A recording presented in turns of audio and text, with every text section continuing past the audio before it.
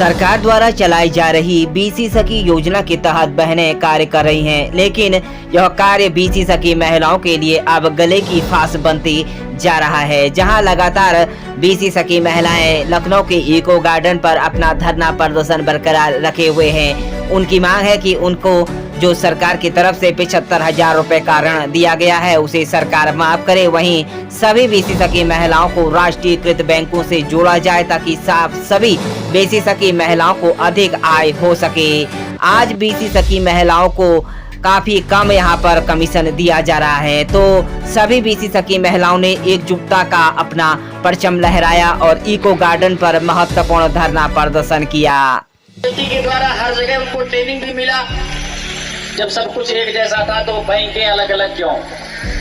क्योंकि किसी का कमीशन 7 रुपए, किसी का 9 रुपए, किसी का 12 रुपए, किसी का 14 रुपए।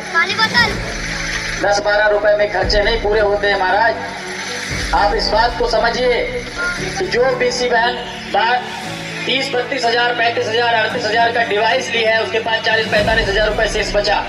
उस पैसे से वो 10,000 के कितने 4 ट्रांजेक्शन कर पा रही है। अगर उसको 10 रुपए के हिसाब से मिलता 40 रुपए मिला, पुनः उसको बैंक जाना पड़ रहा है, 2 घंटे का समय नष्ट कर रही है और उसके बाद में लाइन में भी लगना है। अपना पेट्रोल खर्च किया, 2 घंटे बाद आया, 10-5 रुपए और खर्च हो गया। जब किसी शहर कस्बा में जाते हैं तो घर के छोटे बच्चे कहते हैं मम्मी फला चीज लेकर के आइएगा। एक माता का धर्म बनता है कि वो अपने बच्चे के लिए 10-5 रुपए खर्च करे। परिवार को पालन करना एक गृहिणी ही बड़ी प्रकार से जानती है कि उसको अपने बच्चों का क्या दर्द होता है। आपके द्वारा दिए हुए व्यवसाय की मैं प्रशंसा करता हूं। आपने बीसी बहनों को स्वावलंबी बनाने के लिए बहुत ही जबरदस्त कदम उठाया।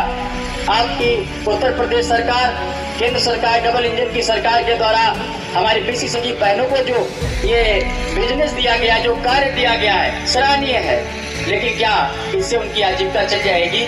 आजीविका मिशन से जुड़े होने के नाते आप लोग एक बार यही सोचिए, क्या उनकी आजीविका चल पाएगी? जो बैंक 40,000 रुपए निकालने पे 40 रुपए कमाई है और उसके बाद में क्या हुआ, वो जब बैंक जाती है पैसा लेने के लिए तो 50-60 रुपए का पेट्रोल खर्च कर देती है, 10-5 और खर्च हो जाता है, यानी 20-30 रुपए माइनस में पड़ते जा रही है। लेकिन क्या है, वो अपनी इज्जत को बचा के बैठी है, नौकरी छोड़ नहीं सकती।